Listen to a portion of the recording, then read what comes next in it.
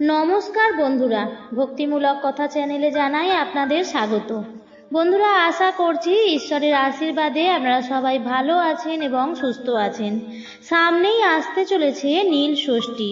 এই নীলের দিনটির জন্য সারা বছর অপেক্ষা করে থাকেন মায়েরা।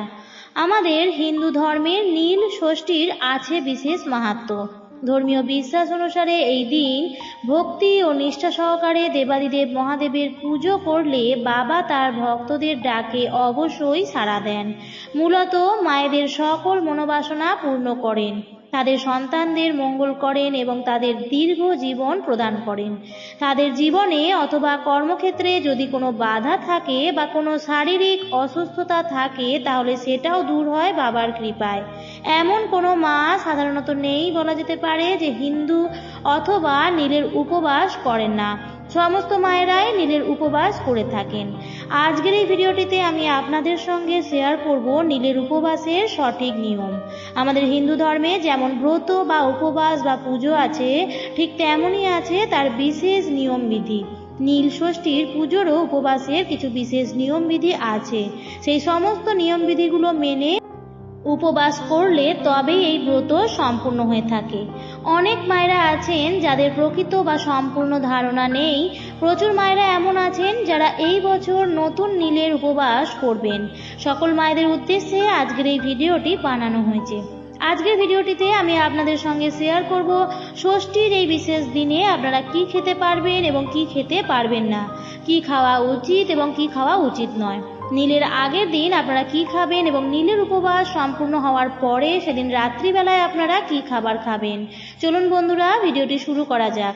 আমার সকল বন্ধুদের কাছে একটাই অনুরোধ করব যে ভিডিওটি সম্পূর্ণরূপে দেখুন, আর ভালো লাগলে অবশ্যই ভিডিওটিতে একটি লাইক করবেন এবং আপনার নিকট আত্মীয় স্বজন বন্ধু বান্ধবদের মধ্যে অবশ্যই শেয়ার করে দেবেন। এবং চ্যানেলে নতুন হয়ে থাকলে অবশ্যই চ্যানেলটিকে সাবস্ক্রাইব করে আমার সাথে থাকুন, তাহলে আমি আরও অনেক বেশি অনুপ্রেরণা পাই এবং আপনাদের উদ্দেশ্যে আরও ভালো ভালো ভিডিও শেয়ার করার। চলুন বন্ধুরা, প্রথমেই জেনে নেওয়া যাক এই বছর নীল ষষ্ঠী কবে পড়েছে। নীল পুজো পড়েছে বাংলার 29শে চৈত্র 1430, ইংরেজির 12ই এপ্রিল 2024 শুক্রবার দিন। তিথি শুরু হচ্ছে 11ই এপ্রিল বৃহস্পতিবার সন্ধ্যা 6টা বেজে 21 মিনিট থেকে। তিথি সমাপ্ত হচ্ছে 12ই এপ্রিল শুক্রবার বিকেল 5টা বেজে 3 মিনিটের মধ্যে। নীলের পুজোর বিশেষ যেটি কার্য, যেটি ছাড়া পুজো অসম্পূর্ণ, সেটি হচ্ছে বাতিদান। তাই বাতিদানের শুভ মুহূর্ত হচ্ছে 12ই এপ্রিল শুক্রবার বিকেল 4টে বেজে 11 মিনিট থেকে 5টা বেজে 53 মিনিটের মধ্যে। এবার বন্ধুরা আমি আপনাদের বলে দেব নীলের পুজোর উপবাসের সঠিক নিয়মবিধি, যেটি শাস্ত্রে উল্লেখিত আছে। যে কোনো ব্রত উপবাসের আগের দিন নিরামিষ আহার অর্থাৎ নিরামিষ অন্নাহার একবার গ্রহণ করতে হয় বা হবিষ্যান্ন। হবিষ্যান্ন হচ্ছে একটি পাত্রের মধ্যেই চাল এবং কিছু সবজি ফুটিয়ে অথবা সেদ্ধ করে সৈন্ধব লবণ এবং ঘি সহযোগে খাওয়া। নীলের পুজোর আগের দিন এই হবিষ্যান্ন গ্রহণ করতে হবে এবং অবশ্যই সেটি একবার অর্থাৎ দুপুরবেলা আপনারা গ্রহণ করবেন।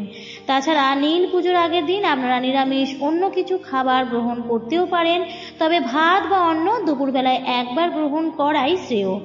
যে কোনো ব্রত উপবাসের আগের দিন হবিষ্যান্ন বা নিরামিষ অন্নাহার একবার গ্রহণ করলে তবেই সেই ব্রত সফল হয়।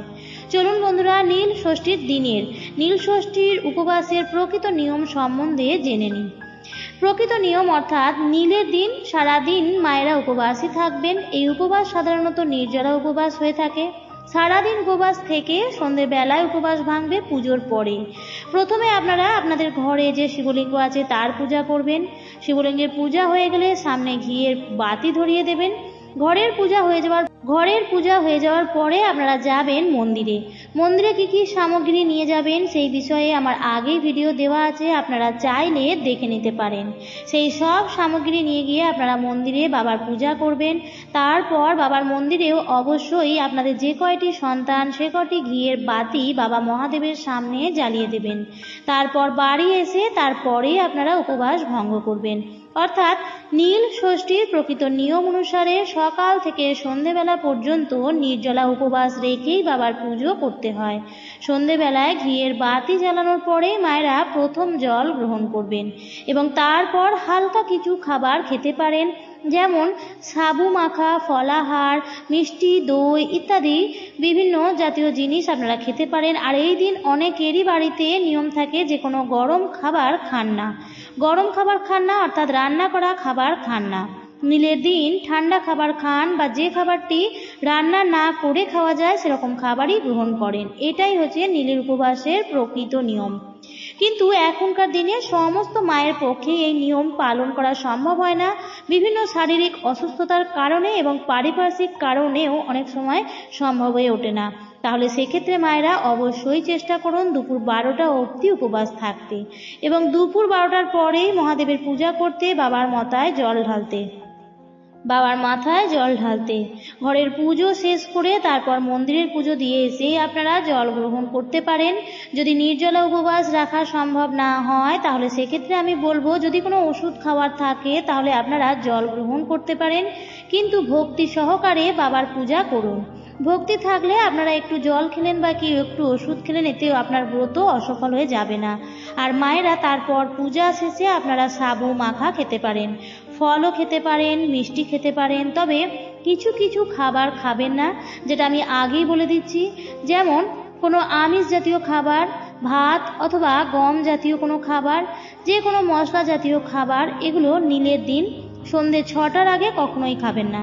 আপনারা যে কোনো ফলের রস খেতে পারেন, ডাবের জল খেতে পারেন, লস্যি, ফল, মিষ্টি, সাবু মাখা ইত্যাদি ঠান্ডা জাতীয় খাবার খেতে পারেন। সন্ধেবেলায় বাবা মহাদেবের সামনে সন্তানের নামে ঘিয়ের বাতি জ্বালিয়ে দেবেন। ঘিয়ের বাতি জ্বালিয়ে দেওয়ার পরেই আপনারা খাবার গ্রহণ করতে পারবেন।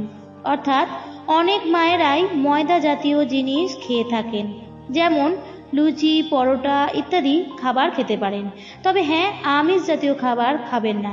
নীলের ব্রত শুধুমাত্র মায়েরাই যে করেন তা নয়, অনেক বিবাহিত মেয়েরাও সন্তান লাভের জন্য নীলের ব্রত করে থাকেন। তারাও সেই একই রকম ভাবেই উপবাস করবেন এবং উপবাসের নিয়মগুলি মানবেন।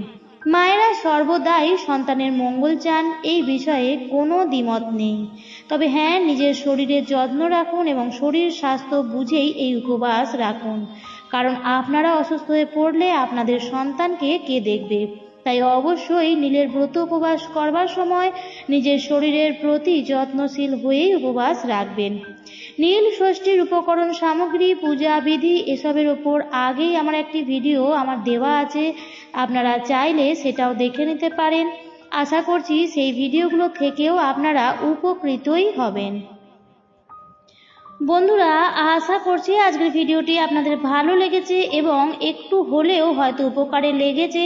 তাই যদি ভিডিওটি দেখে আপনারা উপকৃত হয়ে থাকেন তাহলে অবশ্যই ভিডিওটিতে একটি লাইক করে দেবেন এবং ভিডিওটি দেখে ভালো লাগলে আপনারা চ্যানেলটিকে সাবস্ক্রাইব করে আমার পাশে থাকবেন, তাহলে আমি আরও ভিডিও নতুন নতুন তথ্য আনার অনুপ্রেরণা পাই।